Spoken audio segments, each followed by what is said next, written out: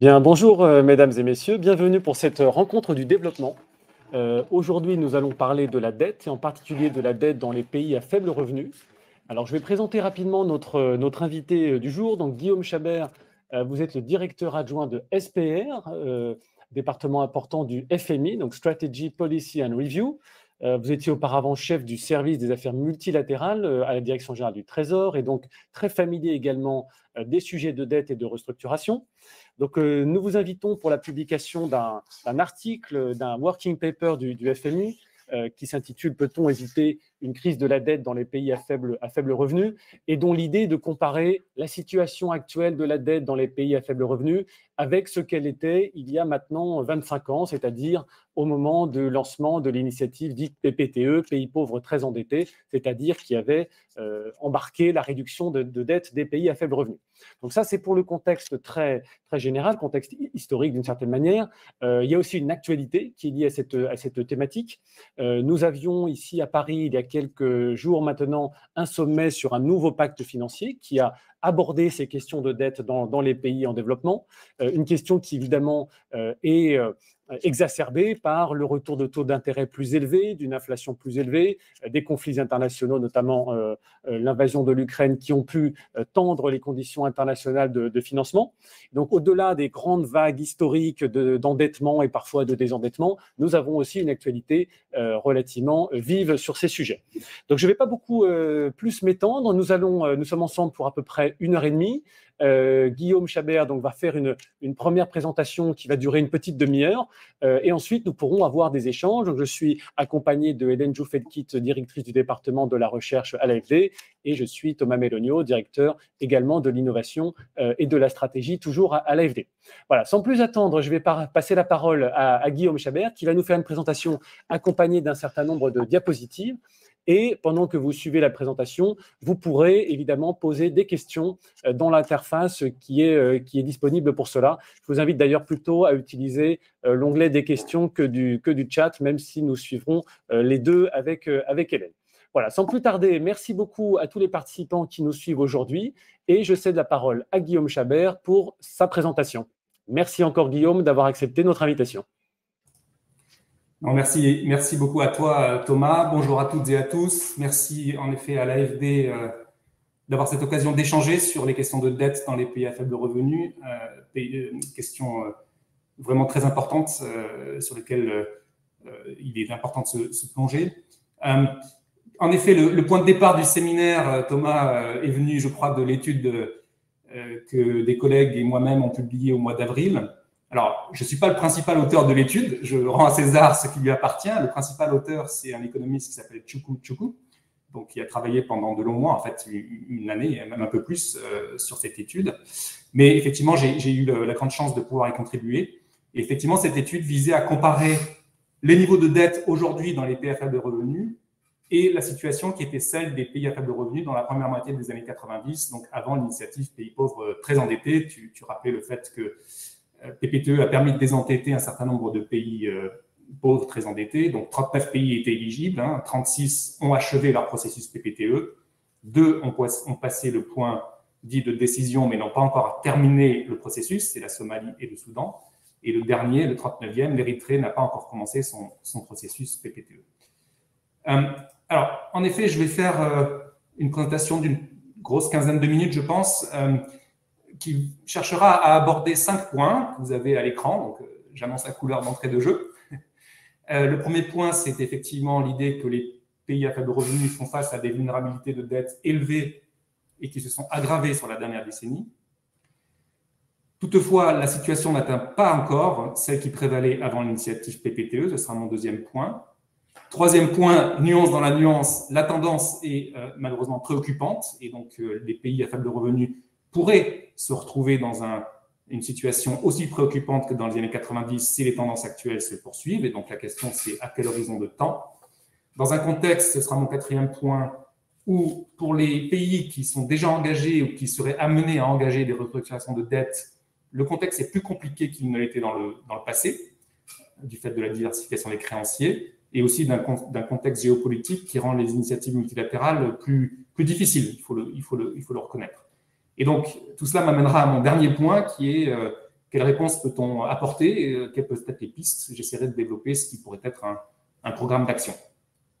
Alors, premier point, donc le fait que les pays à faible revenu font face à des vulnérabilités de dette élevées et qui se sont aggravées sur la dernière décennie. Je vais être relativement rapide parce que je pense que le sujet est bien connu. Le graphique que vous avez sur la diapositive a été présenté à de multiples reprises. Il s'agit de présenter l'évolution des analyses de soutenabilité de la dette au sein des pays à faible revenu. Donc, depuis les années 2009 jusqu'à 2023, vous avez en vert les pays qui sont analysés comme étant à bas risque, à faible risque de surendettement. En jaune, les pays à risque modéré de surendettement. En rouge, les pays à risque élevé de surendettement. Et en gris, les pays qui sont déjà surendettés, c'est-à-dire qui ont des arriérés ou qui ont engagé une restructuration.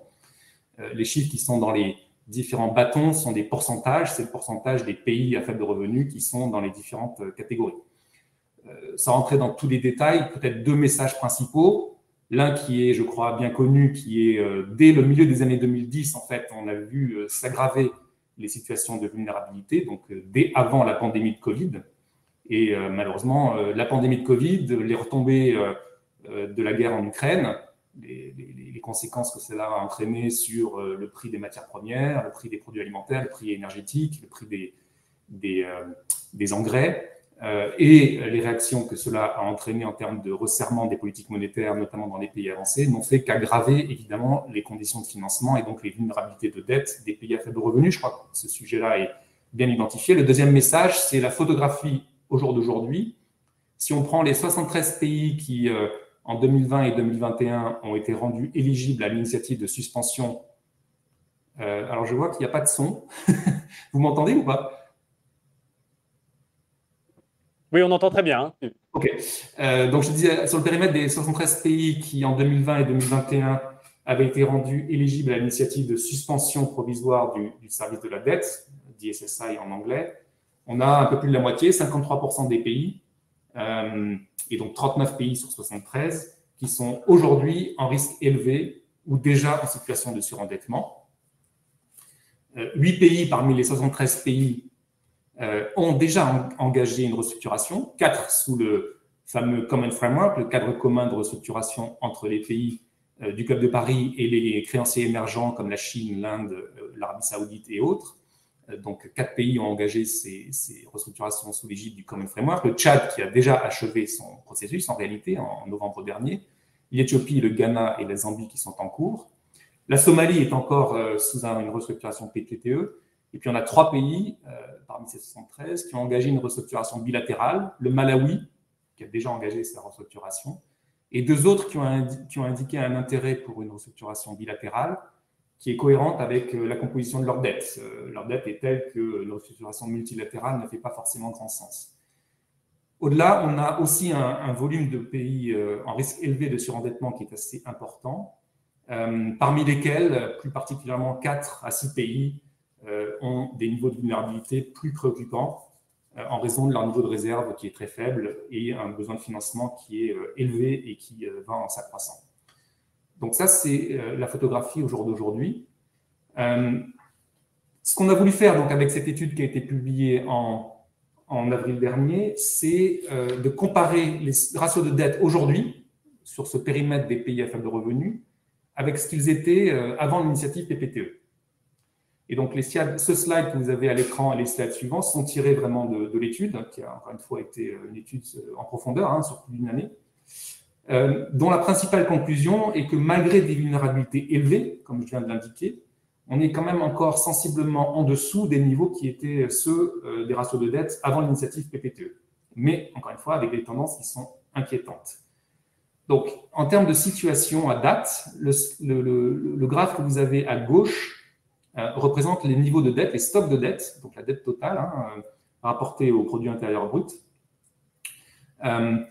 Et vous voyez donc que les courbes ont fortement décru, évidemment, après la mise en œuvre de l'initiative PPTE, sont en accroissement, mais restent en dessous de ce qu'elles étaient dans les années 90. Je vais y revenir un peu plus en détail. Juste pour mentionner sur le graphique de droite, c'est la situation des arriérés que les pays à faible revenu ont accumulés au cours du temps.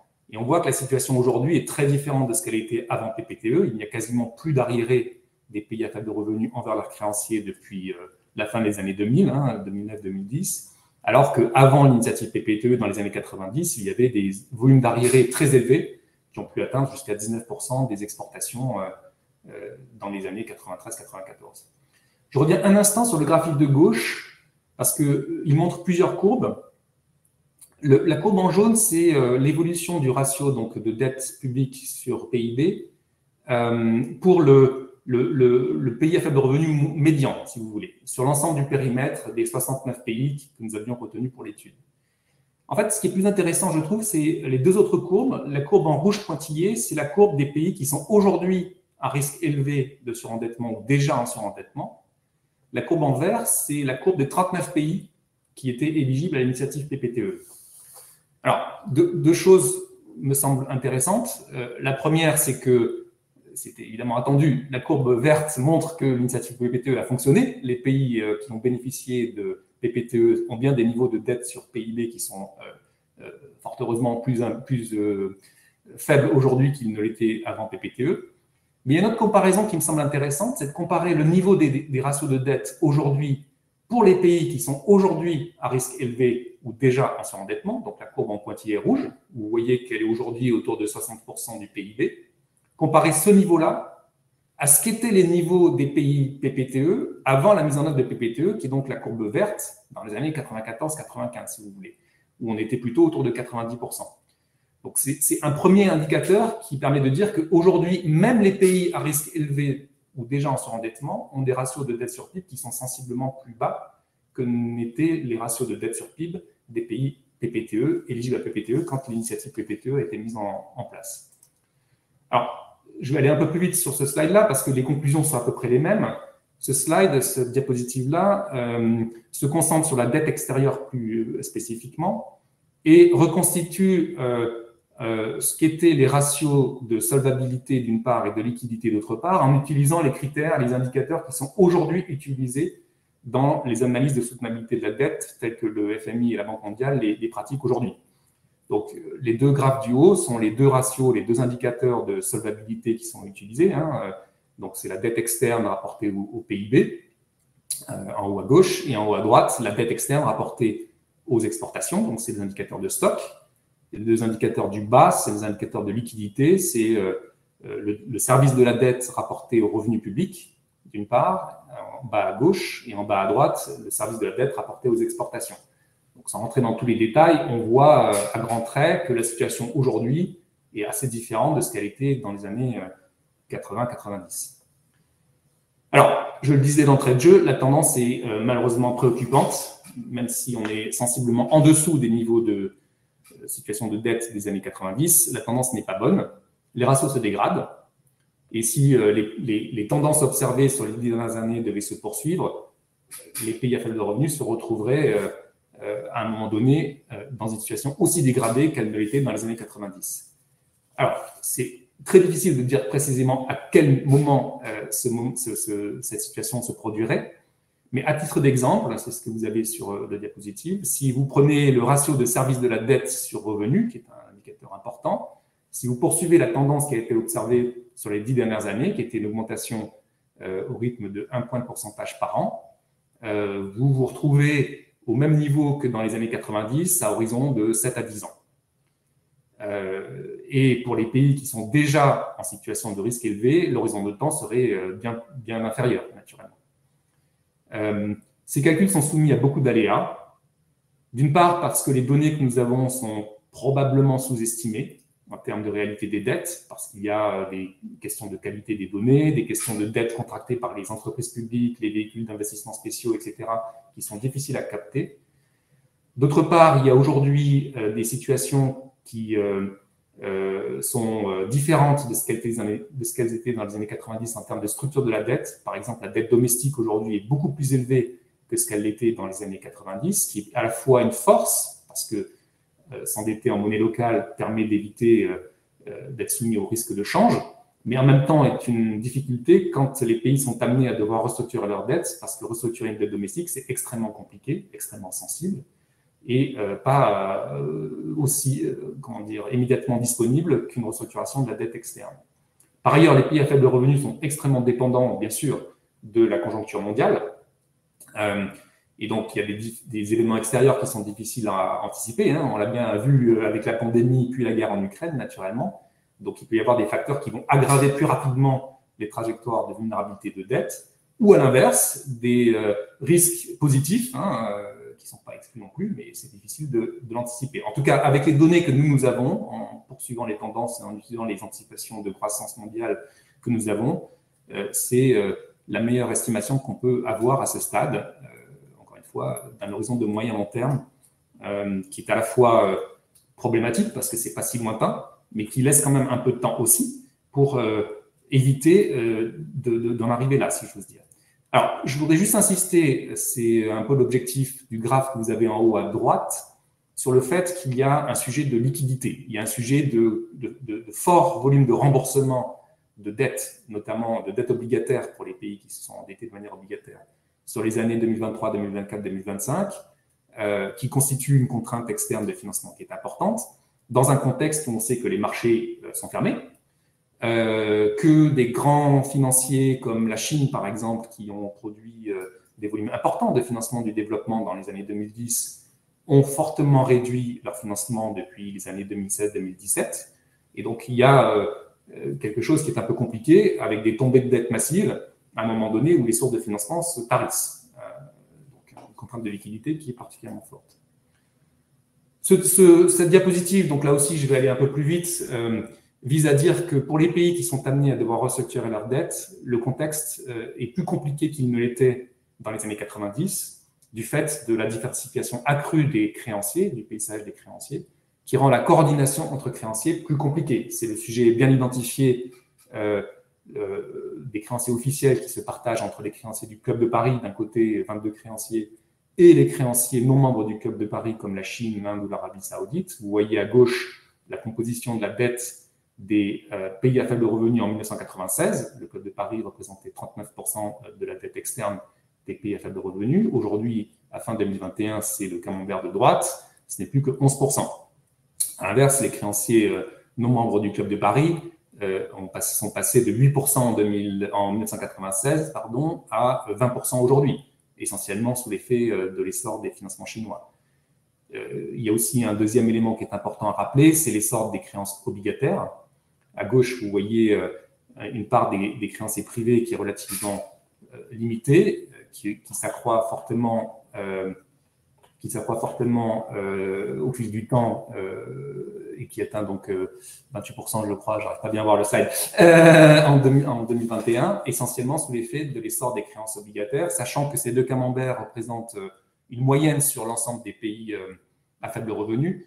Et évidemment, tous les pays à faible revenu n'émettent pas de la dette obligataire. Donc, pour les pays qui émettent de la dette obligataire, la part de cette dette obligataire dans le total de leur dette externe est sensiblement plus élevée. Alors, je pense qu'on reviendra au cours de la discussion sur les enjeux de restructuration des dettes, les travaux en cours pour renforcer l'efficacité des mécanismes de restructuration et en particulier le cadre commun, le fameux Common Framework, qui permet de coordonner les créanciers bilatéraux, Club de Paris et créanciers non membres du Club de Paris de manière générale. Donc, je n'insiste pas à ce stade, mais c'est évidemment un sujet clé. Ce qui m'amène à mon dernier slide, mon dernière diapositive. Encore une fois, notre analyse est qu'il est encore temps d'éviter une crise généralisée de la dette, mais le temps est quand même compté et donc il faut agir vite. Peut-être aussi qu'une des questions à se poser, c'est est-ce que la comparaison avec les années 90 est la bonne comparaison, au sens où est-ce que la bonne question à se poser, c'est est-ce que les pays à faible revenu aujourd'hui ont les conditions financières qui permettent de financer leur développement, ce qui est une question un peu différente mais complètement liée.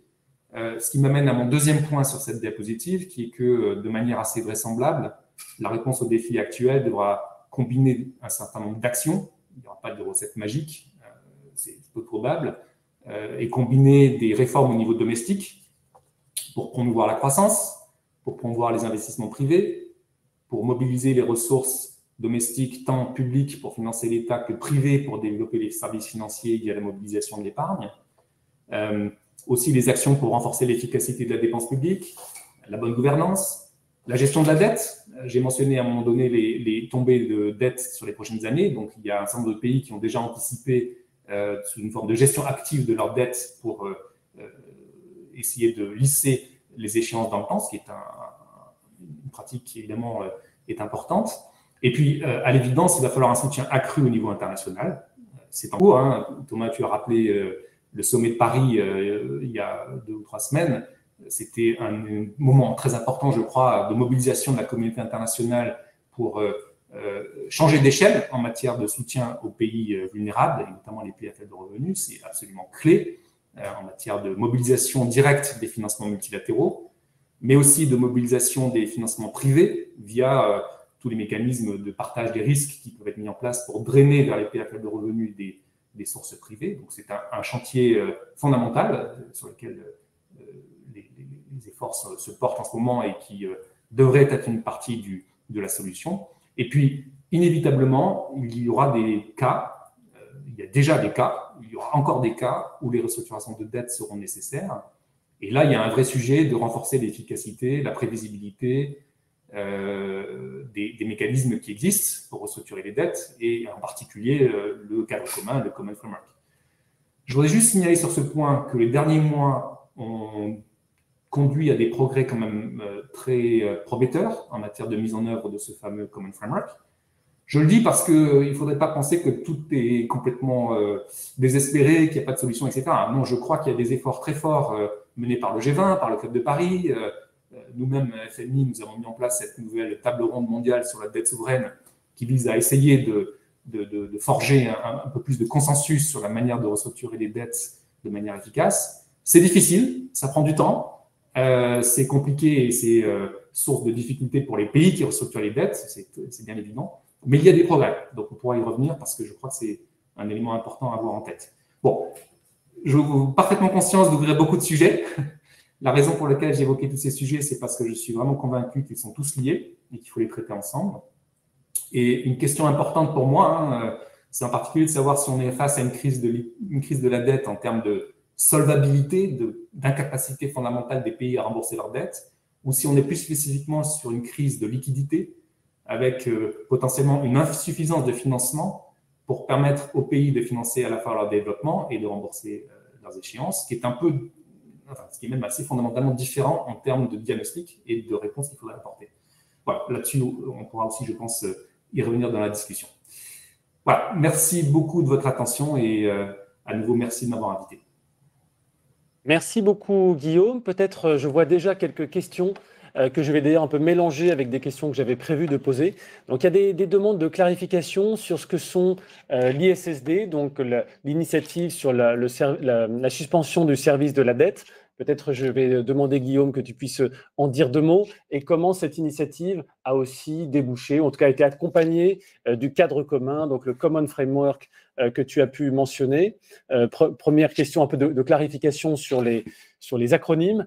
Et 2, je serais assez demandeur aussi que peut-être tu apportes une illustration sur la manière notamment dont la dette zambienne, qui a fait l'objet d'une couverture médiatique assez importante pendant le sommet de Paris, a pu être traitée, ou en tout cas des décisions qui ont pu être prises à ce sujet qui, je pense, donneront une illustration de ce qu'est le cadre commun, de ce qu'il permet de faire ou de ne pas faire. Voilà. Donc, il y avait une question, c'est une question de Nadège sur ISSD et le processus PPTE, et j'ajoute celle du cadre commun avec l'exemple zambien, en tout cas le cas zambien qui a fait l'objet d'une actualité particulière.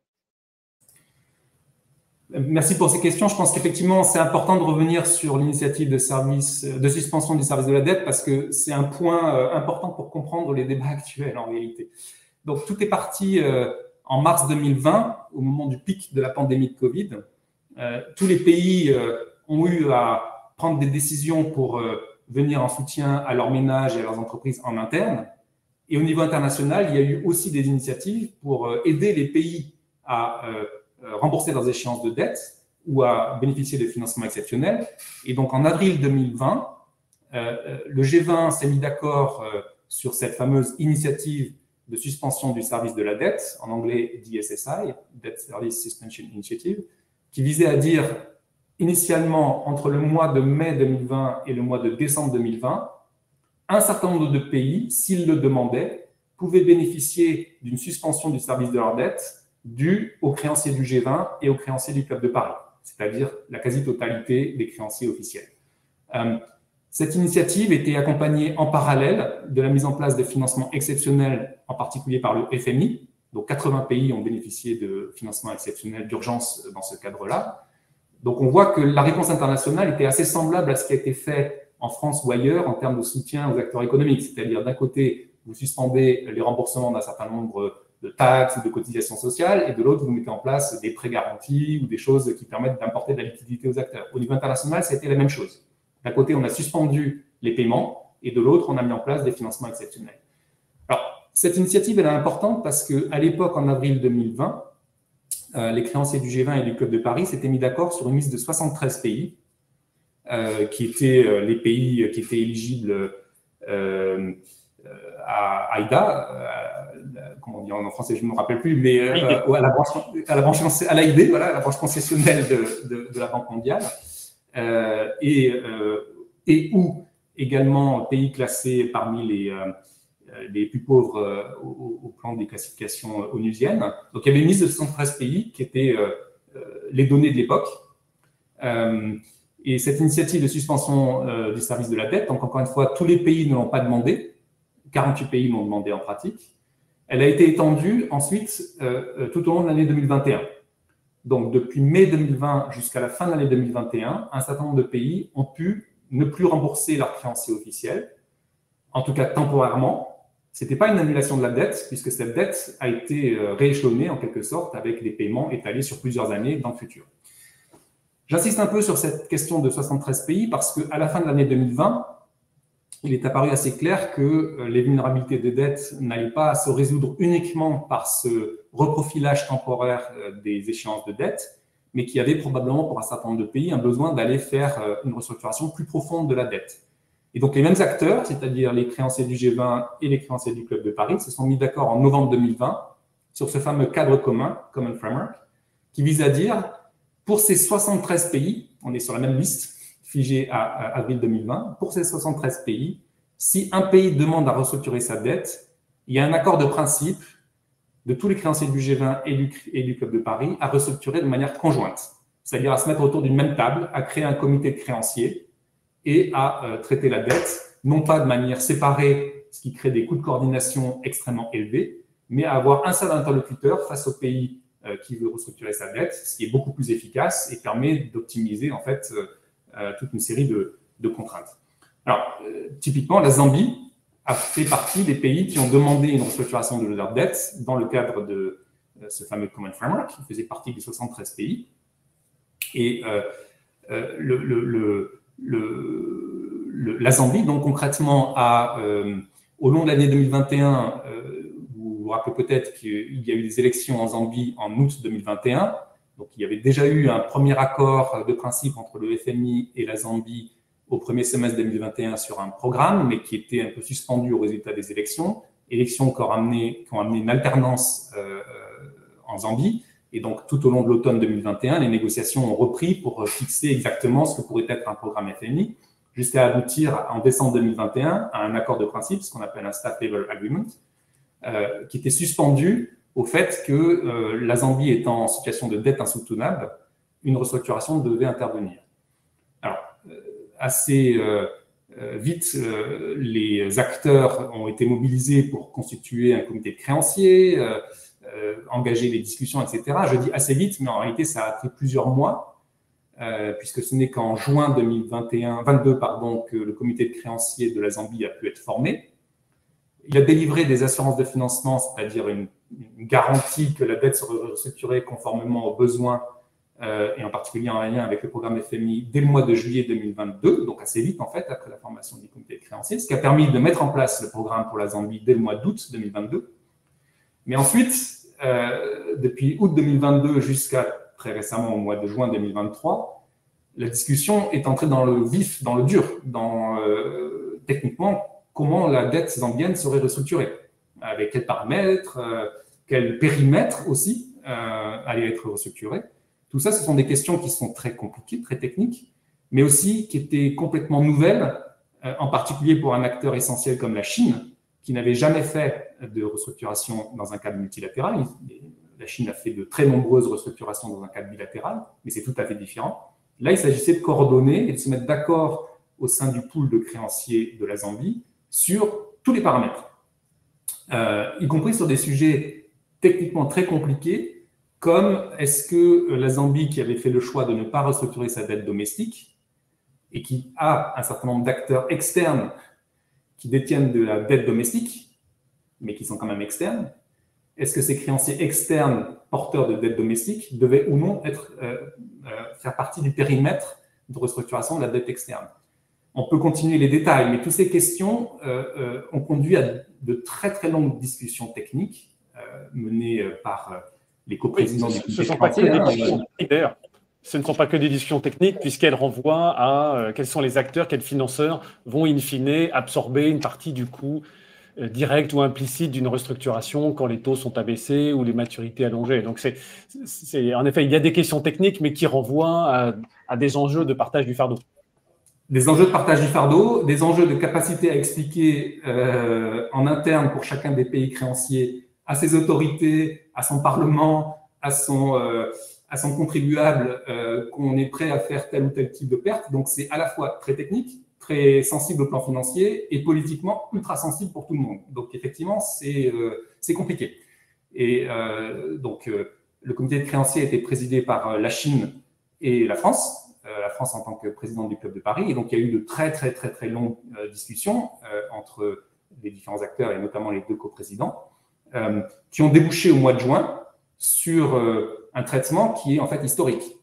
Historique à tous les titres.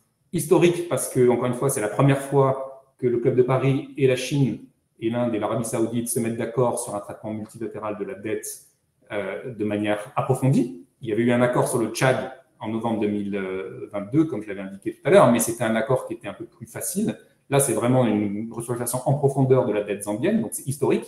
Tout le monde en parlait depuis 15 ans, ça n'était jamais arrivé.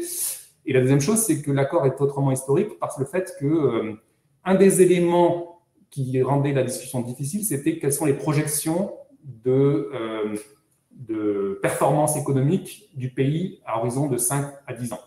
C'est un sujet qui se pose de manière assez récurrente dans les restructurations. Et donc, l'accord inclut en fait deux scénarios en fonction de la trajectoire de performance économique du pays dans les années à venir, qui sont complètement préquantifiés et qui seront mis en œuvre de manière automatique, soit scénario A, soit scénario B, sans intervention de qui que ce soit, mais qui permettent de réconcilier des différences de perspective sur les prévisions futures de performance entre les différents acteurs. Donc voilà, on peut aller un peu plus loin dans le détail, mais tout ça pour dire que c'est vraiment un accord extrêmement intéressant. Peut-être, je reviens là-dessus parce que c'est important d'abord préciser pour celles et ceux qui nous regardent que, en effet, même des pays qui ne sont pas formellement membres du Club de Paris, mais qui sont observateurs, peuvent tout à fait présider un comité de créanciers, et tu l'as indiqué à l'instant, c'était le cas de la Chine s'agissant du traitement de la dette zambienne. Donc ça, c'est quelque chose de très important à bien comprendre parce que c'est au cœur des mécanismes de restructuration. Et deux, une originalité, je redis ce que tu as dit à l'instant, c'est-à-dire que la restructuration de la dette zambienne permet, dans un processus à 2 étapes, d'envisager soit une restructuration plus forte, soit moins forte selon les conditions macroéconomiques. Et d'une certaine manière, cette incertitude, en tout cas cette option qui est devant nous, permet de prendre des décisions peut-être plus vite que ça n'avait été le cas dans le passé. Et ensuite, nous constaterons si la situation est plus ou moins favorable. Mais en tout cas, c'était quelque chose d'astucieux et d'intéressant dans ce processus. Voilà, je fais un résumé à ma propre sauce. Et peut-être je me tourne à ma gauche vers Hélène qui avait également quelques questions. On reviendra vers le chat juste après. Merci beaucoup, Guillaume, de ta présentation. Moi, j'avais essentiellement deux questions. Par rapport à l'évolution à la fois de la dette et de sa composition d'un côté. Donc ça, tu l'as très bien montré, hein, ce n'est pas tout à fait au niveau de la période PPTE. Pour autant, voilà, il y a des risques de sous-estimation de la dette, hein, par plusieurs canaux. Moi, j'avais une question concernant l'autre volet, c'est-à-dire il y a outre la composition, il y a l'environnement international et il y a la perception du risque qui est associée souvent à des niveaux de dette. Alors, même si les niveaux de dette ne sont pas ceux de l'époque PPTE, est-ce que tu as pu regarder l'évolution des spreads dans les deux périodes? Est-ce que ces niveaux sont associés à des spreads inférieurs aujourd'hui à ce qu'ils l'étaient dans la période PPTE? Ce qui me mène à la deuxième question, c'est qu'on est dans un univers où les risques sont montants, hein, et notamment il y a tout un champ, une classe de risque qui s'est extrêmement accrue au cours des dernières années, qui sont les risques climat, les risques macro-climatiques, hein, que ce soit les risques physiques ou les risques de transition. Donc là, ce n'est pas du tout évoqué dans la présentation. On sait par ailleurs que le FMI travaille sur ces sujets, hein, que ce soit au niveau macroéconomique dans les articles 4, au niveau plus secteur financier dans les FSAP. Voilà. Est-ce que tu peux nous dire deux mots sur ces sujets qui nous intéressent beaucoup et qui sont sans doute des champs de coopération entre nos deux institutions aussi? Peut-être c'est l'occasion de préciser ce que sont les articles 4, les FSAP, Voilà. pour les auditeurs qui ne seraient pas familiers ou plongés au quotidien dans ces questions. Je vais peut-être commencer par ça. Donc, article 4, ça renvoie à l'idée que dans les articles qui fondent le FMI, la constitution du FMI, en quelque sorte, le traité qui a fait le FMI est chargé de la surveillance des équilibres des équilibres des pays, parce que ce qui se passe dans un pays peut avoir des répercussions sur d'autres. Et donc, les 190 membres du FMI sont régulièrement appelés à avoir des consultations, on appelle ça des consultations, avec les équipes du FMI sur leur politique économique, leurs équilibres macroéconomiques, en matière d'inflation, en matière de dette, en matière de déficit, en matière de taux de change, etc., de politique économique, de politique structurelle. Pour les pays les plus importants, les plus systémiques, c'est une fois par an, et pour les autres pays, c'est une fois tous les 2 ans. FSAP, donc c'est un acronyme pour renvoyer à l'idée qu'il y a des évaluations des systèmes financiers des pays, parce que là aussi, évidemment, la qualité et la robustesse d'un système financier est capitale pour le développement du pays, tout simplement, hein, parce que les crises bancaires sont généralement aussi associées à des crises de développement et des crises de croissance du pays. Donc, voilà pour les deux acronymes. Hélène, sur les questions que tu soulevais, il y a plusieurs champs. Environnement international, il y a beaucoup à en dire. Il y a un environnement international macroéconomique. On est dans une phase de croissance très faible, historiquement faible au niveau international. Ça pèse évidemment sur tout le monde, et en particulier les pays faibles de revenus. On est dans un environnement qu'on n'avait pas connu depuis des décennies d'inflation élevée, dont on n'est pas sorti. La tendance est plutôt à une décélération de l'inflation, mais on reste quand même sur des inflations qui sont élevées, des taux d'intérêt qui du coup sont aussi élevés, en lien avec le resserrement des politiques monétaires dans un certain nombre de pays. Et donc, ça renforce évidemment les vulnérabilités de dette des pays à faible revenu, faible croissance mondiale, taux d'intérêt et conditions financières internationales plus resserrées, évolution des taux de change également qui ne sont pas favorables aux pays à faible revenu. Tout ça accroît les risques et les vulnérabilités pour les pays à faible revenu. Juste en passant, parce que sinon je vais oublier, je saisis l'occasion de la perception du risque pour mentionner que je trouve que c'est installé dans le débat public l'idée que c'était la catastrophe.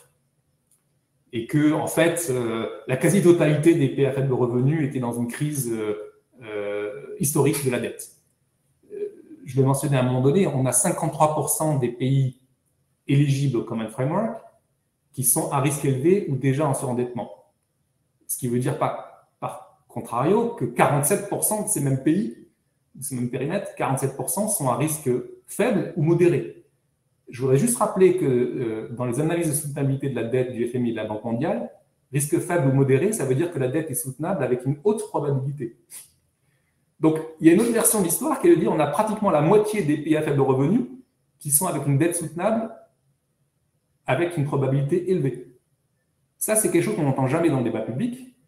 Et je pense que c'est à tort, parce qu'on accroît la perception du risque, y compris dans des pays qui n'ont pas de problème. Et ça, pour moi, c'est quand même quelque chose sur lequel il faut qu'on soit plus nuancé. Retiens que le verre est à moitié plein. Il est un peu moins que moitié plein. Il y a 47%, c'est pas 50%. Mais ces pays-là, je pense, sont négativement impactés par une perception collective qui s'est installée depuis 2 ou 3 ans, qu'on était dans une crise généralisée de la dette, ce qui n'est pas vrai. Et du coup, on est autoréalisateur quelque part, parce qu'effectivement, il y a des financements qui ne se font pas alors qu'ils devraient, parce que la perception du risque est plus élevée qu'elle ne devrait. Et par ailleurs, même pour les 39 pays que j'indiquais à risque élevé ou déjà en surendettement, quand on lève un peu plus le couvercle, on se rend compte que la raison pour laquelle ils sont classés en risque élevé, pour la plupart de ces pays-là, c'est en raison des ratios de liquidité, pas des ratios de soldabilité. C'est pour ça que j'ai insisté dans ma présentation sur le fait que, est-ce que la bonne réponse, c'est ce n'est pas d'aider ces pays à surmonter la bosse de liquidité qu'ils traversent. Concrètement, il y a beaucoup de pays où les niveaux de taxes sur PIB sont faibles, donc il y a une question de relever ces niveaux. Et on a une question d'ailleurs de François Jacquet sur le sujet. Voilà. On a moins vu en longue période l'évolution des recettes fiscales, qui est un des éléments de la solvabilité. Évidemment. Donc, il y a des éléments là-dessus dans l'article d'ailleurs. Hein. Je le dis, ça n'a pas été présenté à l'instant, mais je renvoie aussi aux données qui sont plus nombreuses dans l'article que ce qu'on a pu présenter tout à l'heure, mais je le signale. Tout ça prend du temps et il y a un cycle de, je ne sais pas, 3, 5 ans, 7 ans peut-être, où il va falloir mettre en place un paquet international suffisant de soutien pour créer ces conditions-là. Mais, alors ça c'est ma vision personnelle des choses peut-être, mais je pense que c'est ça la solution. Beaucoup plus que imaginer qu'on va avoir un PPTE 2, pour dire les choses de manière claire. Il faut rappeler que PPTE, après 10 ans, pourra être discuté et adopté. Le premier allègement de la dette, je crois qu'il y a des collègues du Club de Paris autour de la table qui pourront confirmer ou me corriger, mais je crois que le tout premier allègement de la dette, c'est le Mali en 1988. S'en a suivi toute une série de rééchelonnements, allègements partiels, etc., jusqu'à se rendre compte en 1996 que ça ne suffisait pas. Il a fallu quasiment une décennie pour aller à PPTE. Pour aller à l'initiative d'allègement des dettes dues aux multilatéraux, c'est 2005, donc on parle de 20 ans. Dans un contexte, il faut se rappeler quand même, tu parlais d'environnement international alien, les années 90, c'est probablement le pic de la collaboration multilatérale. C'est juste après la chute du mur, c'est avant la montée des tensions dans les années 2010. On n'en est plus là. Est-ce que franchement PPTE aujourd'hui serait possible? J'ai un gros doute. Donc en tout cas, si on veut éviter de perdre une décennie de plus, il faut agir autrement. Sur les spreads, je ne sais pas vraiment répondre parce que je pense que les pays dans les années 90 étaient quasi tous en financement bancaire. Donc, les comparaisons ne sont pas faciles en termes de créances obligataires. Sur le risque climat, oui, très clairement, c'est un sujet qui est à l'évidence déjà pris en compte et qu'on prend insuffisamment en compte. Donc, on balbutie, on ne va pas se voiler la face. Dans les analyses de soutenabilité de la dette actuelle, c'est déjà pris en compte. On peut déjà le prendre en compte. On le fait sur les pays qui sont les plus sensibles au changement climatique. Est-ce qu'on pourrait le faire plus? La réponse est oui. Alors peut-être je vois des questions d'ailleurs convergentes de Mathieu Paris, également Marc Raffineau, sur quelle est l'importance des taux ou de l'utilisation des prêts, même concessionnels d'ailleurs, pour maintenir la soutenabilité de la dette. La question est posée, faut-il passer des prêts aux dons? Peut-être Guillaume, dans ton expérience et ayant travaillé avec de nombreux gouvernements étrangers, comment cette question est-elle perçue à la fois par le FMI et potentiellement aussi par les États membres, enfin en l'occurrence les États qui sont dans des processus de restructuration. Donc est-ce qu'il y a des actions possibles à la fois sur le niveau des concessionnalités? Je vois une question un peu taquine sur les commissions du FMI. Et puis faut-il passer des prêts aux dons? Et j'en ajouterai une troisième, du point de vue des pays emprunteurs, comment se situent-ils eux-mêmes dans cette problématique de recours au financement concessionnel ou non concessionnel, dons ou prêts? Alors, très clairement, je pense qu'il y a toute une série de pays où effectivement le don devrait être la solution unique ou en tout cas prioritaire. La question, c'est la rareté des sources et donc toute une question d'optimisation de ce qui est disponible, évidemment. L'AID fait déjà évidemment une distinction en fonction des profils des pays et finance en dons là où la dette est déjà à risque très élevé. Donc c'est quelque chose qui est déjà en place. Je pense que l'idée est pas d'opposer prêt et don. On aura besoin des deux dans des pays avec des profils différents. La question, c'est comment est-ce qu'on peut significativement augmenter à la fois les prêts et les dons pour répondre à des besoins qui sont plus élevés qu'ils n'étaient par le passé. Oui, il y a d'ailleurs une question de Cambo Martial Atsé qui, un peu dans le même sens, pourquoi faire un moratoire sur la dette plutôt que de les annuler?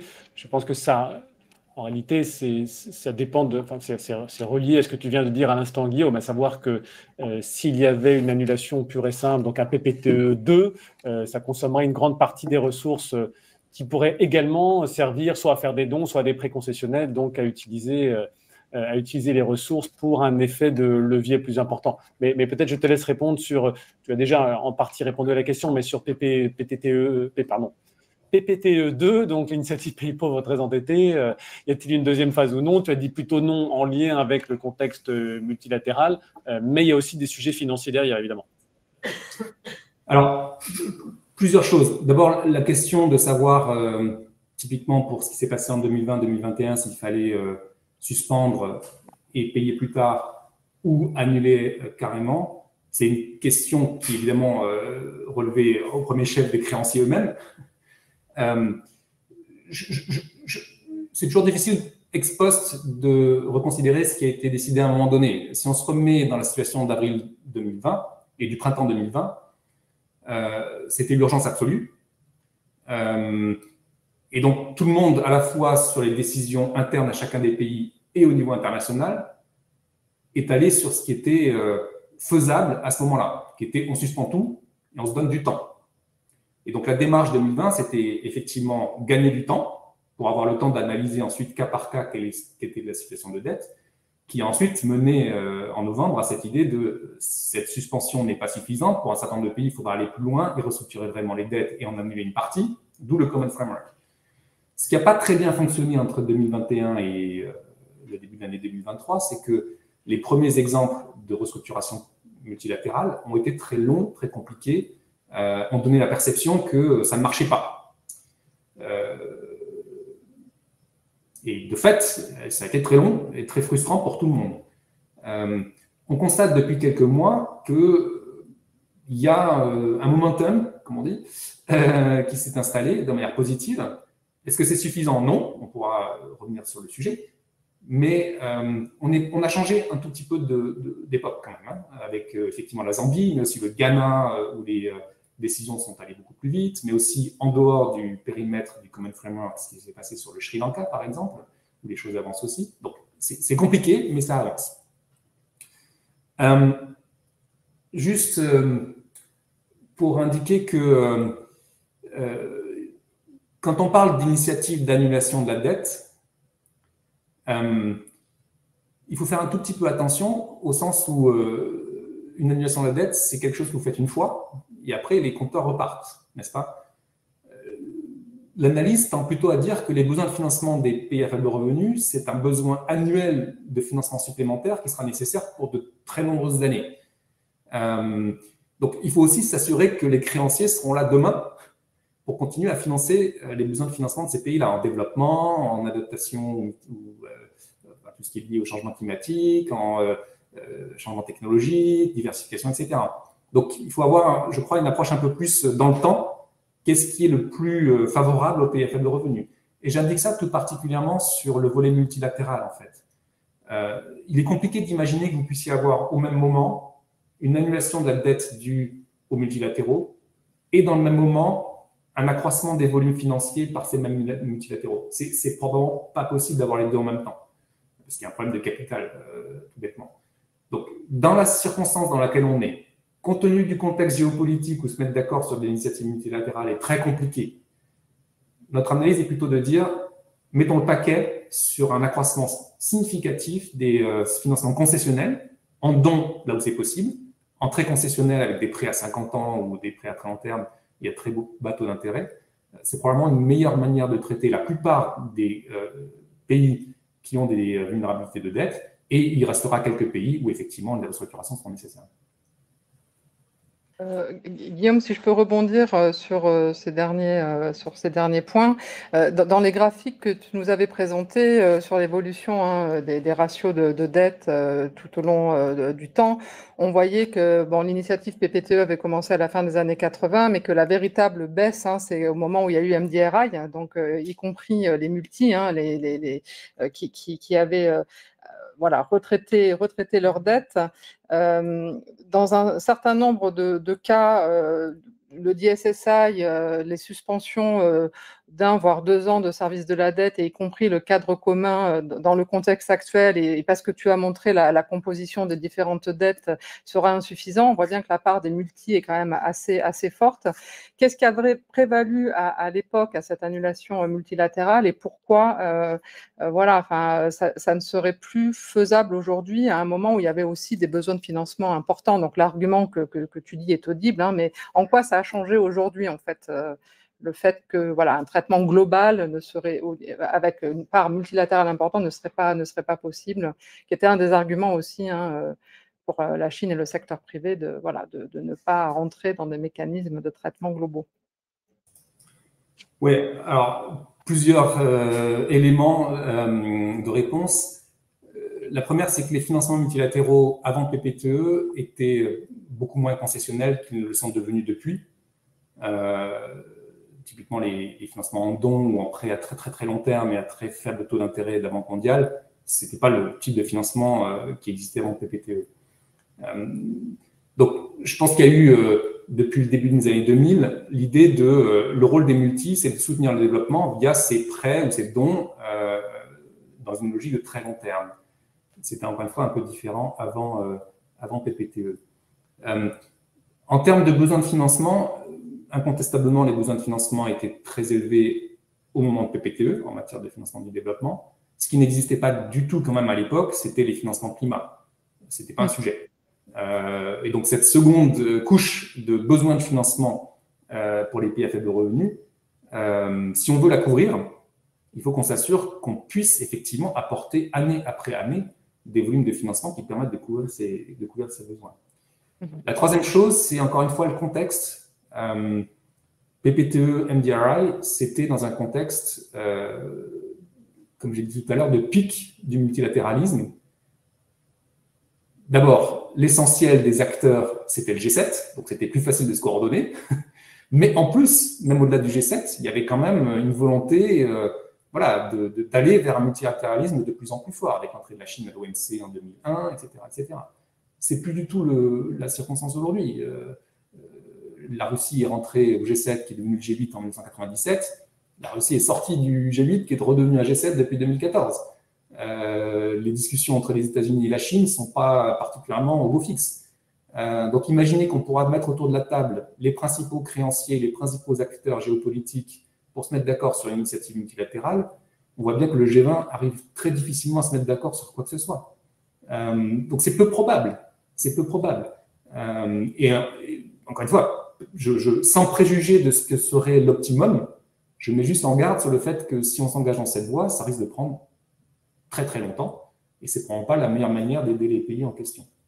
Je pense par ailleurs que la Chine, qui effectivement jusqu'au début de l'année 2023 poussait cette idée que les multilatéraux devaient apporter une contribution en matière de réduction de leurs créances, a complètement changé d'optique en réalisant qu'en réalité, la manière dont PPTE et MDRI a fonctionné, ça a été via une compensation aux multilatéraux des allégements de la dette des multilatéraux. Et que dans ce cadre-là, ce serait extrêmement coûteux pour la Chine, qui devrait compenser. Donc, ils ont complètement changé d'approche depuis le mois de février, en réalité. Vous savez que depuis le mois de février, la position des Chinois, ou d'avril au moment ça a été annoncé au moment d'avril des réunions de printemps, c'est de demander que les multilatéraux contribuent au soutien des pays qui restructurent via des financements très concessionnels ou des dons, donc des flux positifs de financement concessionnel ou de dons, mais plus en matière de réduction de leurs créances. Donc il y a eu un changement complet de la discussion depuis les derniers mois de ce point de vue-là avec la Chine. Peut-être. Alors, Guillaume, on a un certain nombre de participants qui nous posent des questions directement sur des pays. Donc, je vais les relayer, soit pour que tu puisses y répondre si c'est possible, soit éventuellement pour envoyer à des documents ou analyses qui peuvent être trouvés par ailleurs. Donc, on a des questions sur la dette de Côte d'Ivoire. Est-elle viable ou pas? Il est indiqué que ce sujet fait débat en Côte d'Ivoire. Également, des demandes d'informations sur le Ghana. Donc, le Ghana, cela a été dit tout à l'heure, fait partie des pays qui ont sollicité le cadre commun. Également des questions sur le Kenya et sur Haïti. Donc là, je me retourne vers toi. Donc nous sommes dans l'improvisation la plus complète, mais c'est le jeu des questions. Donc, je ne sais pas si Guillaume, tu es soit en capacité de nous répondre directement, soit peut-être à des analyses existantes ou peut-être futures sur ces différents pays qui sont mentionnés voilà, dans le chat. Je ne vais pas rentrer dans beaucoup de détails sur les KPI parce que c'est habituellement pas ce qu'on fait dans un événement public. Et je vais donc me contenter de... Je m'en doutais un peu, donc c'est pour ça que je faisais quelques précautions avant de poser la question. Je vais me contenter de fournir nos analyses de soutenabilité de la dette. Elles sont publiques précisément, hein, donc tout est sur le site internet du FMI. Typiquement, la Côte d'Ivoire est évaluée en risque modéré de surendettement. Donc, comme je disais tout à l'heure, c'est une dette qui est soutenable avec une haute probabilité. Le Ghana, comme on le sait, est en défaut et a engagé une restructuration de sa dette. Donc, un programme a pu être mis en place avec le Ghana depuis, dans mon souvenir, le 17 mai, grâce à des assurances de financement qui ont été fournies par le comité de créanciers, là aussi coprésidé par la France et la Chine. Et donc, il y a une restructuration de la dette du Ghana qui est en cours. Le Ghana, comme on le sait, a aussi largement engagé sa restructuration de dette domestique, qui est un sujet très compliqué, qui demande beaucoup d'attention. Et ce qui se passe au Ghana est un peu un précédent, en réalité. Donc, c'est quelque chose que nous suivons de très près, bien sûr. Haïti a une dette qui est en risque élevé de surendettement, mais qui est soutenable, et de même que le Kenya. Merci beaucoup. Il y avait d'ailleurs une question sur laquelle je rebondis de Sophia Lamiaï, je crois, posant la question pourquoi est-ce que c'est plus difficile de restructurer une dette interne qu'une dette externe. Bon, j'ai une idée, mais je relais la question. Alors, c'est compliqué pour beaucoup de raisons en réalité. D'une part, parce que quand vous restructurez la dette interne, la dette domestique, elle est assez largement détenue par les banques du pays ou par les fonds de pension, les fonds de retraite, etc., des acteurs financiers du pays. Acteurs qui financent évidemment la croissance et le développement du pays. Donc, quand vous restructurez la dette, vous allez heurter le bilan de ces acteurs financiers, vous allez impacter la stabilité financière et la capacité du système financier à financer la croissance, donc vous allez heurter la croissance elle-même. Dans un certain nombre de cas, les banques sont elles-mêmes détenues par l'État, donc vous allez augmenter la dépense fiscale des États parce que les États vont devoir recapitaliser un certain nombre d'acteurs. Et puis, assez vite, vous allez toucher des sujets extrêmement sensibles au plan social. Quand vous commencez à parler de faire des restructurations sur les fonds de pension, par exemple, ça concerne au premier chef les pensions d'un certain nombre de gens. Donc, c'est socialement et politiquement extrêmement sensible. C'est sensible donc au plan économique en termes de stabilité financière et d'impact sur la croissance. C'est sensible au plan social et politique pour les raisons que je viens d'évoquer. Donc, c'est beaucoup plus sensible avec des, comment dire, je ne sais plus comment dire en français, mais des trade-offs, le fait que vous mettiez en place ou non cette restructuration peut avoir des conséquences négatives ou positives selon comment vous le faites. Donc, les analyses de scénarios sont extrêmement importantes. Alors, Hélène va poser la question suivante. Je signale qu'on commence à avoir un nombre de questions qui va dépasser probablement notre capacité à les traiter. Si une question vous plaît particulièrement, vous pouvez voter pour ces questions. Comme ça, nous relayerons prioritairement celles qui ont recueilli des marques plus importantes d'intérêt. Voilà, Hélène. Oui, il y a une question de Ousmad Agdallah, un petit peu pour préciser les critères d'éligibilité au traitement de la dette. Est-ce que c'est lié ou pas à des questions institutionnelles et de politique des pays demandeurs? Donc voilà, c'est pour clarifier un peu la mécanique d'éligibilité à ces traitements de dette. Alors, c'est une question évidemment très importante. On est dans une situation qui est très, très, très différente de cette fameuse initiative PPTE des années 1990. Dans les années 1990, il y a eu un travail qui avait consisté à identifier les pays qui étaient les plus endettés et pour lesquels l'allègement de la dette faisait le plus sens. Donc, il y avait une analyse qui avait conduit à identifier ces 39 pays qui ensuite ont bénéficié d'un allègement, entre guillemets, automatique sur la base de ce périmètre qui avait été pré-identifié. La situation d'aujourd'hui, elle est très différente. Il n'y a pas en quelque sorte de pays qui soit éligible ou pas éligible au traitement de la dette. Tout pays qui restructure sa dette peut demander à ses créanciers à restructurer sa dette. Ce qui est vrai, c'est que pour les 73 pays que je mentionnais tout à l'heure, qui ont bénéficié en 2020 et 2021 de cette fameuse initiative de suspension du service de la dette, il y a un préaccord de la part des créanciers du Club de Paris et des créanciers non Club de Paris, comme la Chine, l'Inde et l'Arabie Saoudite, à travailler ensemble.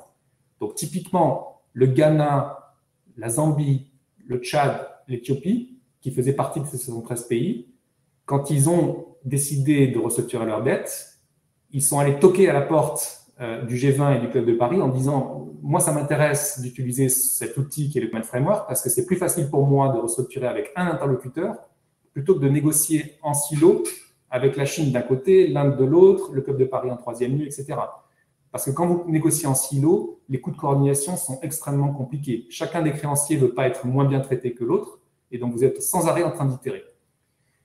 À l'inverse, des pays comme le Sri Lanka ou le Suriname, qui ne font pas partie de la liste des 73 pays que j'indiquais, eux ne peuvent pas demander à bénéficier de cette coordination des créanciers officiels. Donc, c'est encore plus compliqué pour le Sri Lanka et le Suriname qui sont amenés à faire des négociations parallèles.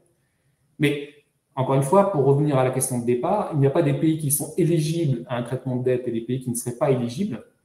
Tout le monde est éligible à un traitement de la dette vis-à-vis de ses créanciers à un moment donné. Ce n'est pas une question d'éligibilité, c'est juste une question de négociation. Mais les outils en termes de procédures qui sont disponibles diffèrent selon que vous êtes ou non sur la liste des 73 pays, qui encore une fois est une liste entre guillemets un peu historique puisqu'elle date d'avril 2020. Elle ne fait pas grand sens, plus le temps passe, plus cette liste figée de 73 pays ne fait pas grand sens.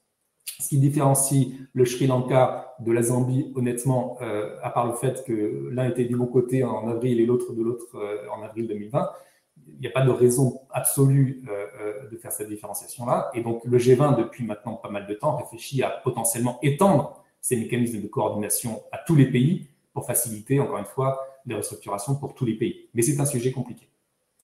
Alors, peut-être une question qui est posée par Marc Raffino, qui a eu plusieurs suffrages, donc elle gagne le droit d'être relayée. La contrainte financière n'est-elle pas surestimée? Pourquoi pas une émission spéciale de DTS destinée aux pays pauvres en priorité, indépendamment des quotas? Alors, je complète d'une remarque. Donc, il y a 2 ans, il y avait eu à Paris un sommet sur le financement des économies africaines, sommet au cours duquel le président de la République s'était engagé à mobiliser le plus de financeurs pour réallouer des DTS au-delà de leur allocation, je veux dire, naturelle, en fonction des quotas du FMI. Donc, à l'époque, l'émission de DTS avait été de 650 milliards, mais de mémoire, l'Afrique, par exemple, dans son ensemble, recueillait au titre des quotas 33 milliards, dont je crois 24 milliards pour l'Afrique subsaharienne, d'où un effort important qui a été engagé et qui a connu une étape importante récemment au sommet de Paris pour réallouer ces DTS. Mais là, on était sur un schéma d'émission selon les quotas, donc selon les règles du FMI, mais un effort pour apporter cette forme de liquidité ou d'actifs de réserve aux banques centrales, y compris des pays qui n'avaient pas bénéficié de l'émission initiale.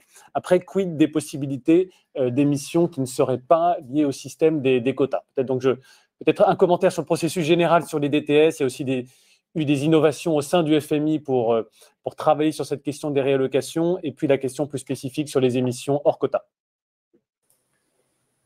Oui, cette question des DTS, de l'allocation de DTS, des réallocations, etc., c'est un exemple parfait du monde imparfait dans lequel on vit.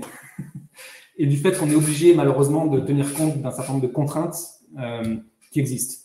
Là où je veux en venir, c'est que les règles pour émettre des nouveaux DTS, elles sont figées dans les statuts du FMI.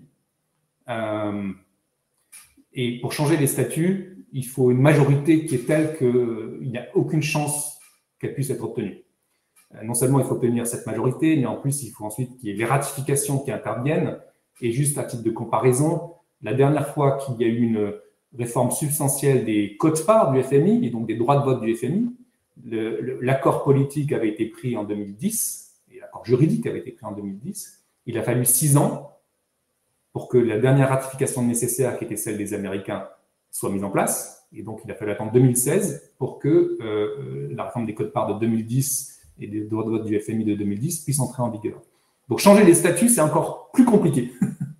Donc, malheureusement, cette option, elle n'est pas disponible. Dans les statuts, il est prévu qu'une allocation DTS, donc une émission de nouveaux DTS, est répartie au prorata des quotes-parts de chacun des pays membres. Et donc, pour faire une allocation qui serait ciblée sur les pays à faible revenu, par exemple, il faudrait changer les statuts, ce qui, encore une fois, est une œuvre qui n'est pas compatible avec la réalité du monde géopolitique tel qu'il est aujourd'hui. Dans ce contexte-là, ce qui s'est passé après la location que tu évoquais de 650 milliards de dollars en août 2021, ça a été de dire, bon, bah, c'est imparfait, on a alloué des DTS à des pays riches qui n'en ont absolument pas besoin, qui le reconnaissent d'ailleurs. Comment est-ce qu'on s'assure qu'il y ait un transvasement de ces DTS alloués au mauvais endroit, entre guillemets, pour les réaffecter au bon endroit? Et donc, c'est ce qui est en train de se passer avec le nouveau fonds que le FMI a mis en place, le fameux RST, Resiliency and Sustainability Trust, qui vise à soutenir les pays dans leur adaptation et leurs actions en matière de lutte contre le changement climatique. Donc, de soutenir ces pays via des réallocations de DTS. Donc, un certain nombre de pays sont prêts à prêter leurs DTS, la France en fait partie, le Japon, etc., d'autres, la Chine, à prêter des DTS à ce fonds qui ensuite sont reprêtés à des pays emprunteurs. C'est un des premiers canaux. Il y a un deuxième canal qui est le Fonds pour la croissance et la réduction de la pauvreté, en anglais PRGT, du FMI, donc l'outil classique concessionnel du FMI. Ces deux canaux qui permettent effectivement de réallouer une bonne partie des DTS. Tu rappelais à l'instant que lors du sommet de Paris, il a été annoncé que l'ambition qui était celle de réallouer 100 milliards de dollars de DTS était atteinte sur le principe. Et donc, c'est effectivement une excellente annonce, une excellente avancée.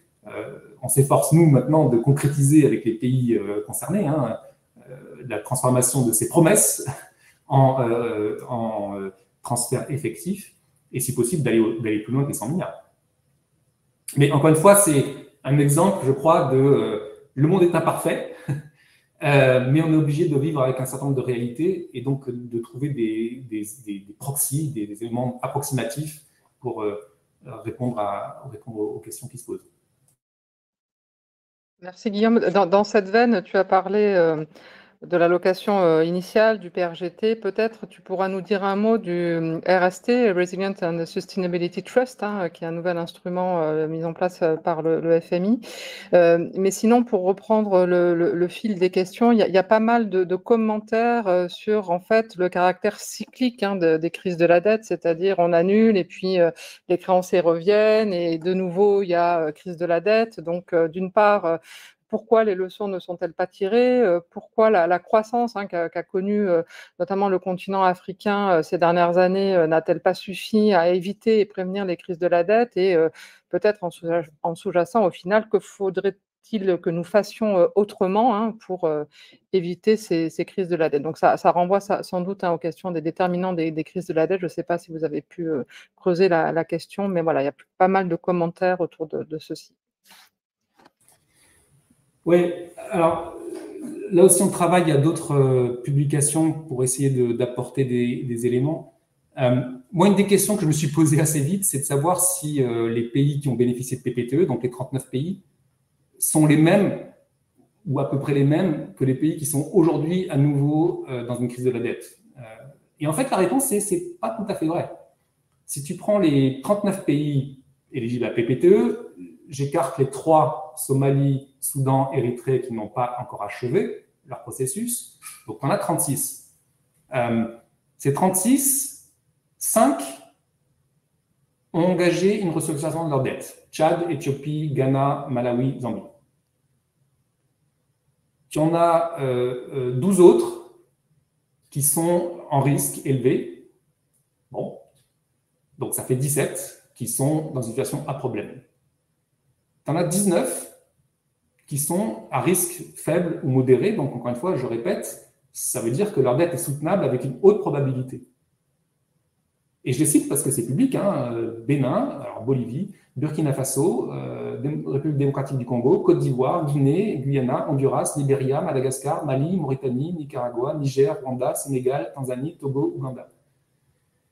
Intéressant parce que on voit qu'il y a des pays francophones, des pays anglophones, des pays qui sont en union monétaire, des pays qui ne sont pas en union monétaire. Donc, il n'y a vraiment pas de corrélation entre une répétition d'épisodes antérieurs, clairement pas. Juste pour terminer ce point-là, dans les pays qui n'ont pas bénéficié de PPTE et qui sont parmi les pays à risque élevé, donc on en a 23, 4 ont engagé ou indiqué une intention d'engager une restructuration, 2 sont en debt distress et 17 sont en risque élevé. Donc, cette impression de cycle, elle est un peu à nuancer. Ce n'est pas les mêmes pays, pas tout à fait les mêmes pays en tout cas, qui sont aujourd'hui dans des situations difficiles que ceux qui étaient en situation difficile dans les années 90. Donc derrière, je pense qu'il y a des questions évidemment de gouvernance, de développement, de fragilité, plus ou moins fortes selon les pays, qui sont parmi les facteurs importants de vulnérabilité. Peut-être il y avait une question, cette fois-ci facile. Est-il possible d'avoir accès à l'étude? Je vais demander peut-être à Sylvie Horry et Delphine Constant-Perrier qui ont organisé cette session, qui sont juste en fait derrière l'écran et que je remercie ici, peut-être de mettre le lien vers l'étude, sinon nous le mettrons dans le chat. C'est un document qui est public. Je rappelle, Guillaume l'a indiqué tout à l'heure, que les analyses de viabilité de la dette sont également des documents publics. Je vois d'ailleurs une question de Josué Patrick Essianeba sur la dette du Cameroun. Quelle est la situation de la dette camerounaise actuellement? N'allons-nous pas encore vers un nouvel ajustement structurel? Donc voilà, j'imagine peut-être on pourrait renvoyer au document sur l'analyse de la viabilité de la dette, mais Guillaume, je te recède la parole sur le sujet de la dette camerounaise et puis peut-être plus généralement sur les analyses de viabilité de la dette, expliquer comment ça fonctionne et comment les gens qui s'interrogent sur la situation de leur pays peuvent y avoir accès. Donc effectivement, les documents sont publics, c'est important. Les documents ne sont pas, je dois reconnaître, pas forcément très simples à lire dans le détail parce que c'est des indicateurs qui sont compliqués, donc c'est des analyses qui sont menées conjointement entre les équipes du FMI et de la Banque mondiale pour les pays dont on parle. Pour le Cameroun, donc le Cameroun est dans une situation de risque élevé, mais de dette soutenable.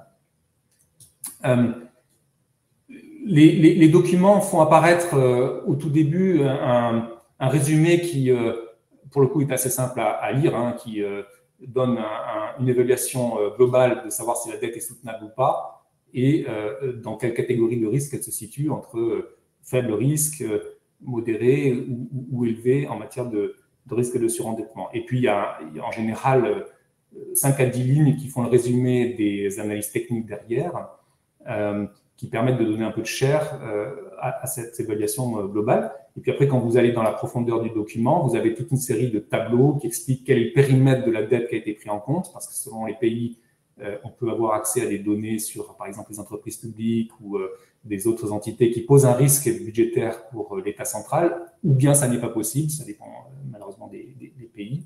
Et puis vous avez aussi des graphiques qui sont assez parlants sur les indicateurs que j'évoquais au début, qui sont des indicateurs de stock, donc de solvabilité, ou des indicateurs de flux, donc de liquidité. Vous avez, sur les 10 années que représentent ces analyses, l'évolution de ces indicateurs dans le scénario central de prévision macroéconomique que nous avons, mais aussi sous situation de stress. Qu'est-ce qui se passe s'il y a un choc de taux d'intérêt, de taux de change, de croissance, de ceci ou cela? Et donc, vous avez de manière, là pour le coup, les graphiques sont assez parlants, une visualisation de ce qui se passe dans le scénario central et de ce qui se passerait si des chocs exceptionnels se produisaient. Je ne sais pas si ça répond à ta question. Tout à fait. Alors, il y a une question de Mathieu Paris qui fait référence à ce que Thomas a évoqué sur le partage du fardeau. Et la question est pourquoi les pouvoirs publics n'encadrent-ils pas les créanciers privés qui n'ont pas participé à l'ISSD et compliquent ou abaissent les ambitions de restructuration? Alors ça, c'est à nouveau une question hyper importante sur laquelle je pense qu'il y a eu depuis 3 ans un malentendu quelque part dans le débat public. Je m'explique. L'ISD, donc en avril 2020, c'était un choix assumé de ne pas embarquer les créanciers privés. Pourquoi? Parce que parmi les 73 pays qui ont bénéficié ou qui étaient éligibles à l'initiative, un certain nombre d'entre eux avaient des émissions obligataires, avaient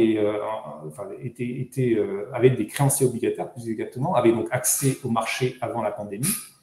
Et dès lors que si l'ISD avait impliqué de manière obligatoire les créanciers privés, tous ces pays auraient été automatiquement en défaut dès lors qu'ils demandaient l'initiative. Ce n'est pas quelque chose qui était souhaitable. Donc l'ISD était une initiative totalement exceptionnelle, au sens où, encore une fois, c'était imaginé pour gagner du temps, tout en préservant l'avenir, y compris pour les pays qui avaient un accès au marché. Et donc, la décision était clairement de ne pas rendre obligatoire la participation des créanciers privés. Quand le G20 et le Club de Paris se sont mis d'accord en novembre 2020 sur le Common Framework, donc les restructurations en profondeur de dette, c'est tout à fait différent. Le Common Framework, clairement, prévoit une participation obligatoire des créanciers privés. Et il y a des mécanismes très précis pour rendre cette participation obligatoire. Et donc, dans les cas dont on parle, le Tchad, par exemple, ou la Zambie aujourd'hui, il n'y a pas de doute sur le fait que les créanciers privés font partie du périmètre et seront obligés de respecter une participation à niveau comparable avec l'effort fait par les créanciers officiels. Donc, encore une fois, je pense qu'il y a eu un malentendu lié à une décision qui a été prise au moment de l'ISD, qui était d'exclure les créanciers privés en tant que participants obligatoires, et la réalité des restructurations dont on parle aujourd'hui, qui bien sûr implique les créanciers privés sur la base d'une comparabilité de traitement avec les créanciers officiels. Alors peut-être une question qui cette fois-ci s'adresse à l'AFD. Compte tenu de la situation préoccupante exposée, l'AFD va-t-elle adapter sa politique de prêts et de dons aux pays à faible revenu? Peut-être donner quelques éléments sur ce sujet. D'abord, l'élément important et je dirais préventif qu'applique l'AFD, c'est de ne pas prêter à des pays dont la dette est en train de faire boule de neige. Et donc, c'est ce qu'on a appelé la doctrine Lagarde, qui a connu des évolutions plus ou moins à la marge d'ailleurs. Mais je dirais que le premier élément, c'est d'éviter que ne se créent des situations d'emballement de la dette lorsque des pays se retrouvent soit évidemment en défaut, mais soit proches de cette limite. Donc ça c'est un premier élément. Le deuxième élément, s'agissant des prêts et des dons, en France, pour peut-être celles et ceux qui ne sont pas familiers de la structure de la loi de finances, on a une enveloppe très clairement de dons qui est votée chaque année en loi de finances, et une enveloppe très clairement de bonification, c'est-à-dire d'enveloppe qui est utilisée pour réduire les taux d'intérêt qui sont proposés aux pays en développement emprunteurs. Donc il y a dans la structure de la finance quelque chose de tout à fait transparent et clair entre les dons et les prêts. Et pour ce qui concerne l'AFD, l'AFD est en exécution de la loi de finances, à la fois pour faire des dons à 100% du budget qui lui est confié pour cela, et l'enveloppe de bonification de taux qui est liée à l'activité de prêt, qui permet d'apporter des prêts bonifiés. Donc, du point de vue de l'AFD, on va évidemment mettre en œuvre la loi de finances telle qu'elle est adoptée. Pour rebondir sur ce que disait Guillaume Chabert tout à l'heure, il y a des pays où, compte tenu du niveau d'endettement, les prêts deviennent structurellement impossibles, en tout cas ce serait malsain, et donc dans ce type de situation, c'est l'outil don qui va être mobilisé de manière exclusive. Et c'est très directement lié aux analyses de viabilité de la dette qui ont été évoquées un petit peu plus tôt. Dans les pays dont la dette est jugée soutenable, alors l'activité de prêt est possible. Et peut-être dernière précision, de manière générale, les prêts proposés par l'AFD ont des taux plus bas dans les pays plus pauvres et des taux plus élevés dans les pays qui ont des niveaux de revenus par tête plus importants. Voilà, en deux mots peut-être vous dire comment fonctionne l'allocation des dons et des prêts, et au sein des prêts, la variété des taux qui peuvent exister dans la vie d'un bailleur de fonds tel que l'Agence française de développement. Voilà. Oui. Peut-être aussi pour compléter, ça ne répond pas vraiment à la question, mais ça va au-delà, hein, ça rejoint la question de comment faire pour créer de l'espace fiscal dans un univers contraint. Donc c'est vrai qu'on peut apporter des financements d'urgence ou contracycliques ou massifs en cas de catastrophe, et je crois que le FMI, la banque, les bailleurs le font. Il y a aussi créer des suspensions de dette et créer des mécanismes de financement innovants qui préviennent, qui se placent fasse en amont des annulations de dette qui ne sont pas considérées comme des annulations de dette, mais qui permettent de surspendre le service de la dette en cas de choc, et donc de faire de l'espace fiscal sans néanmoins contribuer à recréer de la dette, parce que même un prêt très concessionnel, et c'était une remarque de Marc Raffino, ça reste un prêt, donc qu'il faudra rembourser. Donc ça, l'AFD l'avait fait il y a plusieurs années, à travers le prêt contracyclique. Alors évidemment, si on est le seul à le faire, ça n'a pas beaucoup d'impact, et d'ailleurs, ça n'en avait pas beaucoup eu, et on l'avait plus ou moins suspendu. Mais enfin, dans le contexte actuel et dans le cadre du sommet du nouveau pacte financier qui s'est tenu à Paris, c'est vraiment des réflexions qui sont revenues sur le devant de la scène, et que les grands bailleurs vont s'engager à mettre en œuvre. Donc ça, c'est aussi une partie de la solution. Donc on reste dans le cadre du prêt, qui de toutes les manières sera, on le voit bien, le véhicule de financement sans doute primordial, et eu égard aux besoins de financement énormes qui s'annoncent pour financer les ODD sans doute, mais déjà aussi la transition écologique dans un premier temps, avec tout ce qui s'ensuit. Voilà, donc c'est vraiment, il y a ce canal-là aussi, on n'en a pas beaucoup parlé aujourd'hui, mais enfin, voilà, il y a des perspectives nouvelles qui s'ouvrent, et que notamment les Britanniques, les bilatéraux, la France et puis la Banque mondiale vont contribuer à décliner. Alors, je vais prendre peut-être une dernière question et ensuite on va demander à Guillaume Chabert d'y répondre. On fera un petit dernier commentaire et Guillaume, on te laissera peut-être conclure ou passer un dernier message si tu le souhaites. Donc, j'ai une question de Valentin Hachi qui nous demande: l'initiative française du C2D pourrait-elle être généralisée? Alors, je précise, le C2D, ce sont des contrats de désendettement développement, ou des mécanismes de conversion de dette qui avaient été mis en œuvre pendant l'initiative PPTE, donc pendant l'initiative Pays pauvres très endettés. Il y a beaucoup de débats internationaux sur les conventions sur les conversions de dette ou les debt to climate swap, donc les conversions de dette dans un objectif climatique. Peut-être je voulais te poser cette dernière question d'ouverture à Guillaume et te proposer d'avoir le mot de la fin, ou peut-être un élément de conclusion, un dernier message. Non, merci Thomas. Sur les conversions de dette, que ce soit le C2D ou les fameux, effectivement, debt to climate swap ou debt to nature swap, etc., je pense que, d'abord, c'est une question qui se pose aux créanciers. Est-ce que les créanciers peuvent trouver un intérêt à ces mécanismes-là, oui ou non? Du point de vue du FMI, on pense que c'est un outil qui peut être utilisé. Probablement dans certaines circonstances, peut-être pas de manière formule miracle. Je crois qu'on est à peu près tous d'accord pour dire qu'on vit une crise du climat, peut-être une crise de la dette, et donc il y a une sorte de perception fréquente qui est de dire si les deux crises arrivent en même temps, pourquoi est-ce qu'on ne peut pas les relier et aider les pays endettés à faire face aux difficultés liées au changement climatique dans le cadre d'une stratégie de désendettement. Donc, il y a une idée. Tiens, peut-être que la bonne idée, c'est d'avoir une grande initiative de debt to climate swap ou de debt to nature swap. En réalité, quand on creuse un tout petit peu le sujet, c'est un tout petit peu plus compliqué parce que du point de vue d'un créancier qui a typiquement deux options pour soutenir le pays endetté en matière de changement climatique, qui est soit de fournir un allègement de la dette, soit de fournir directement une subvention qui serait liée à un changement de cadre de politique économique en lien avec le climat. L'incitation à retenir un allègement de la dette plutôt qu'une subvention n'est pas claire du tout. Pour un coût économique qui pourrait être le même. Donc, il y a certaines situations où ça peut faire sens. On a vu l'Équateur récemment utiliser des conversions de dette avec un peu d'apport public, malgré tout.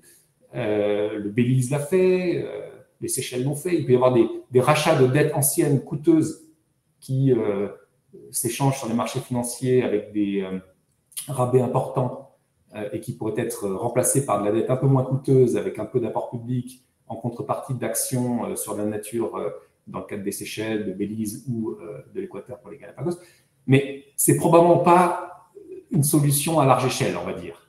Donc, ça me permet de faire la transition avec le dernier mot, parce que tu m'y as invité. Je suis assez convaincu qu'il va falloir malheureusement vivre avec l'idée qu'il faut une palette d'outils.